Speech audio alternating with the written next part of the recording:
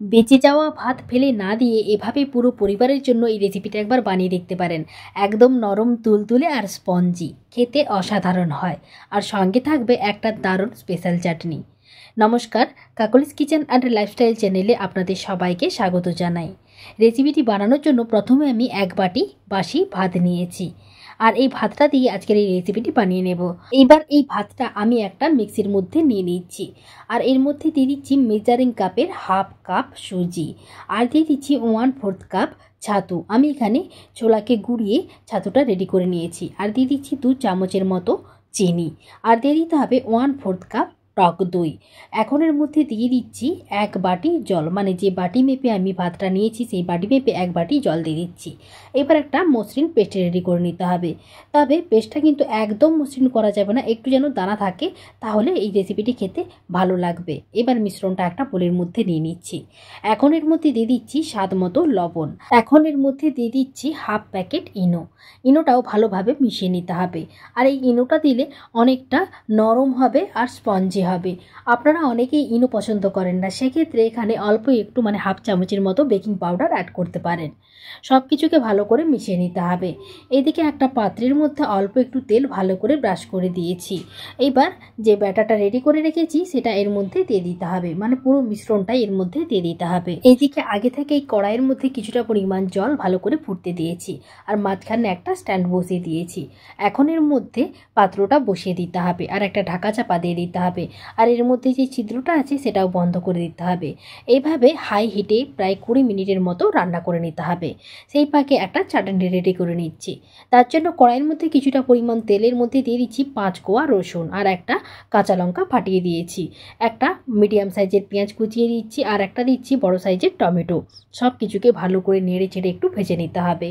সব কিছু ভালোভাবে ভাজা হয়ে গেলে এর মধ্যে দিয়ে দিচ্ছি স্বাদ মতো লবণ, আর কালারের জন্য দিয়ে দিচ্ছি অল্প একটু রেড চিলি পাউডার। এতে কালারটা বেশ ভালো আসবে আর দেখতেও ভালো লাগবে। আবারও সব কিছু একটু হালকা করে নেড়েচেড়ে ভেজে নিতে হবে। সব কিছু ভালোভাবে ভাজা হয়ে গেলে গ্যাসের ফ্লেমটা বন্ধ করে দিতে হবে, আর এটাকে একটা মিক্সির মধ্যে নিয়ে নিতে হবে। পুরো মিশ্রণটাই আমি মিক্সির মধ্যে দিয়ে দিয়েছি। এখন এর মধ্যে দিয়ে দিচ্ছি 2 চামচ টক দই, আর দিয়ে দিচ্ছি 2 চামচের মতো জল। এবার একটা মসৃণ পেস্ট রেডি করে নিতে হবে। এইবার তড়কা লাগানোর জন্য কড়াই কিছুটা পরিমাণ তেল দিয়ে এর মধ্যে দিয়ে দিচ্ছি কালো সরষে, সাদা জিরে, আর দিয়ে দিচ্ছি অল্প একটু সাদা তিল। একটা শুকনো লঙ্কা ফাটিয়ে দিয়েছি। এবার সব কিছুকে ভালো করে নেড়েচেড়ে একটু ভেজে নিতে হবে। মশলাটা একটু হালকা ভাজা হয়ে এলে এর মধ্যে দিয়ে দিচ্ছি কারি পাতা। আপনারা চাইলে এখানে কারি পাতার পরিবর্তে ধনে পাতাও ব্যবহার করতে পারেন। কারি পাতাটা লাস্টে দিতে হবে, তা না হলে কারি পাতাটা পুড়ে যাবে। চাটনির জন্য তড়কাটা আমার একেবারেই রেডি। এবার চাটনির মধ্যে দিয়ে একটু ভালো করে মিশিয়ে নিচ্ছি। আর এইভাবে যদি তড়কাটা দেওয়া হয়, চাটনিটা খেতে ভীষণ ভালো লাগে। এইবার আমি 20 মিনিট পরে ফিরে এলাম। 20 মিনিট পরে ঢাকাটা সরিয়ে নিচ্ছি। আর দেখুন, এখন এই মুহূর্তে উপরের দিকটা কিন্তু একটু ভিজে ভিজে মনে হবে, মানে মনে হবে যেন হাতে লেগে যাচ্ছে, কিন্তু কিছুক্ষণ হাওয়ায় রেখে দিলে একদম শুকনো হয়ে যাবে। আর এই 1 বাটি ভাত দিয়ে কিন্তু পুরো পরিবারের জন্য রেসিপিটি খুব সহজেই বানিয়ে নেওয়া যাবে। আর এই রেসিপিটি কিন্তু ভীষণ পেটও ভার রাখবে। শুকনো হয়ে গেলে এর 4 সাইডটা একটু ছাড়িয়ে নিতে হবে। ছাড়িয়ে নিয়ে এটাকে ছোট ছোট করে চৌকো চৌকো করে কেটে নিতে হবে। আমি দেখুন লম্বা করে কেটে নিয়েছি, আর লম্বা করে কেটে নেওয়া অংশগুলোকে ছোট ছোট করে টুকরো করে কেটে নিয়েছি। আর আপনাদের দেখাচ্ছি দেখুন ঠিক কতটা নরম স্পঞ্জি হয়েছে। আপনারা চাইলে এরকম অবস্থাতে রেখেও এটাকে খেতে পারেন চাটনি দিয়ে। তবে এর স্বাদটা একটু বাড়ানোর জন্য আমি একটা কড়াইয়ের মধ্যে দিয়ে দিচ্ছি তেল, আর তেলের মধ্যে দিয়ে দিলাম কালো সরষে, 1/2 চামচ সাদা জিরে, আর অল্প একটু সাদা তেল। একটু হালকা নেড়ে চেড়ে ভেজে এর মধ্যে দিয়ে দিচ্ছি 1/2 চামচ রেড চিলি পাউডার। এতে কালারটা একটু ভালো আসবে। আর এর মধ্যে সমস্ত সেদ্ধ করে রাখা ইডলিগুলো দিয়ে দিতে হবে, আর একটু নেড়ে চেড়ে একটু মিশিয়ে হালকা করে ভেজে নিতে হবে। আর এভাবে ভাজলে কিন্তু এটা খেতে ভীষণ ভালো লাগে। আপনারা চাইলে এখানে অল্প একটু ধনেপাতা কুচি ব্যবহার করতে পারেন।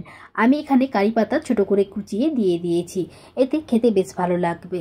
সব কিছুকে ভালো করে মিশিয়ে নিলেই ভাত দিয়ে তৈরি ইডলির রেসিপিটি আমার একেবারেই রেডি। এখানে চাটনির সঙ্গে রেসিপিটি আমি পরিবেশন করছি। এই চাটনি দিয়ে এই ইডলিটি খেতে ভীষণ ভালো লাগে। আজকের মতো ভিডিওটি আমি এখানে শেষ করছি। ভিডিওটি ভালো লাগলে আমার পাশে থাকার অনুরোধ রইল। সবাই ভালো থাকবেন, সুস্থ থাকবেন। সবার সঙ্গে দেখা হচ্ছে আবারও অন্য কোনো নতুন রেসিপি নিয়ে।